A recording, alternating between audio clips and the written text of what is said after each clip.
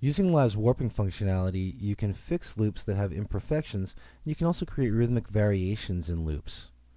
I've got a set of loops here, and these loops are included in this course. I'm going to go ahead and add 2 of them to my Live set.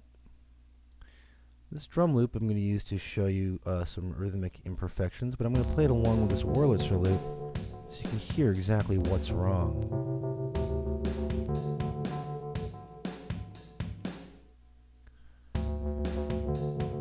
So what's happening here is that this empty space at the end of my loop is causing the loop to be out of time.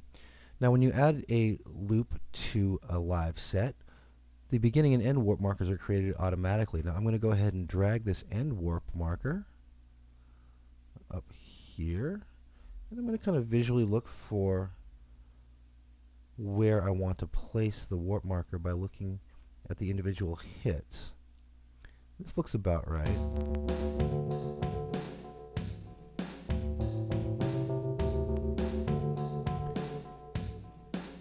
And that sounds very good. If I want to zoom in here, I can actually make this loop even more perfect by zooming in, creating new warp markers on each individual hit that looks to be a little bit off,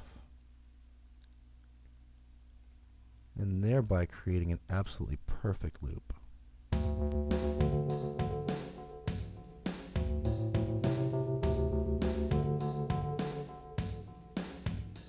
I can zoom in very tight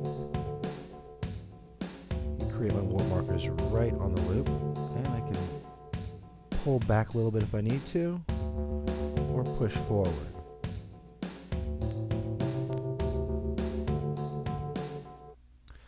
Let's add another drum loop here and take a look at this one.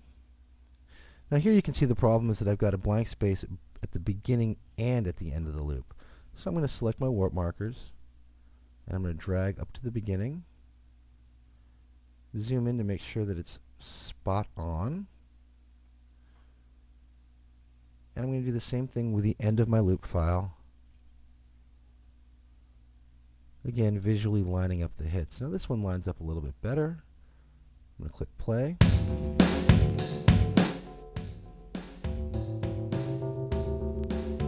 And that sounds about right.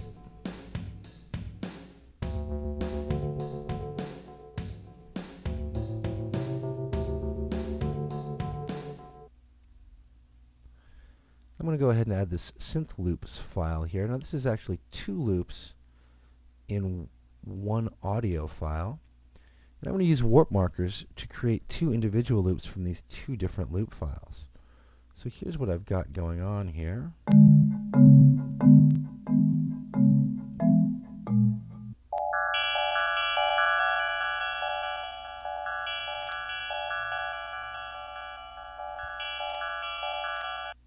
So let's start by working with the first loop. I'm going to grab my end marker, my end warp marker, and I'm going to grab my beginning warp marker, and I'm going to move those here and play back.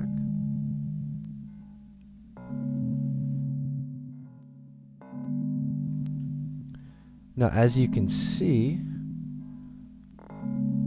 Live is interpreting this as being at about 385 beats per minute, and that is obviously not something that I want to work with, so I'll just quickly cut the time in half by clicking this button here, the halftime button. And I can cut it in half again. Now as we learned earlier, I'm actually cutting the tempo in half in relation to the session tempo, so when I cut it in half it actually speeds up the loop, and when I double the tempo it actually slows the loop down. Well, that sounds a little closer to what I want. Let's hear that with a drum loop.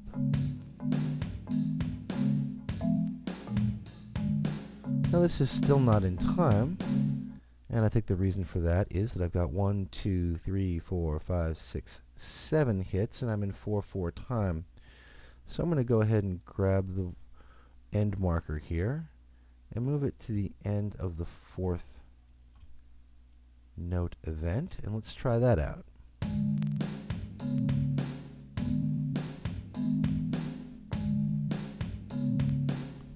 That's a lot closer. Let's cut that in half again.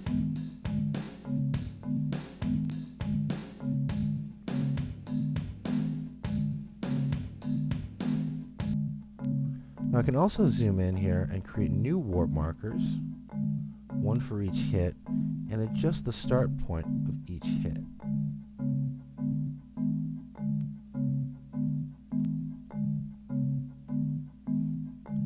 Again, this is great for micro editing, and that's a lot better. I'm going to also go here and check out my different available algorithms, and I'm going to stick with the tones algorithm for now. Let's stop that, and let's add this AIF file again to the session, and this time we're going to work with the second set.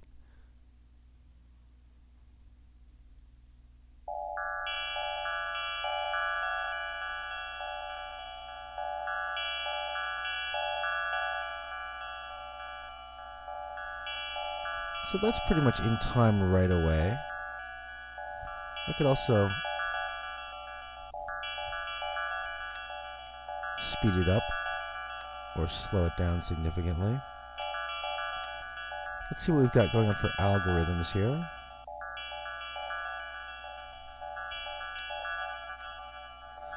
You see, in this case, the texture algorithm is creating some very nice overtones. Let's go with that and lower the pitch.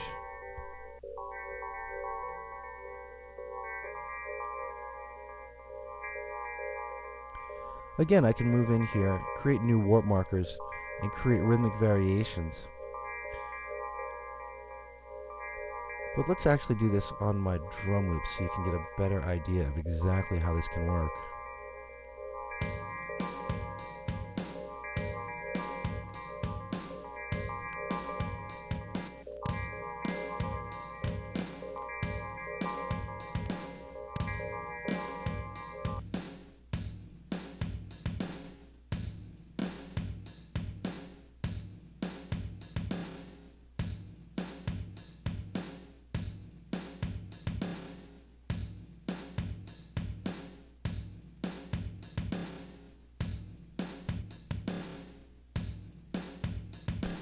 So along with actually using warp markers to fix imperfect loops, you can use warp markers to create interesting variations on the rhythms in your loops.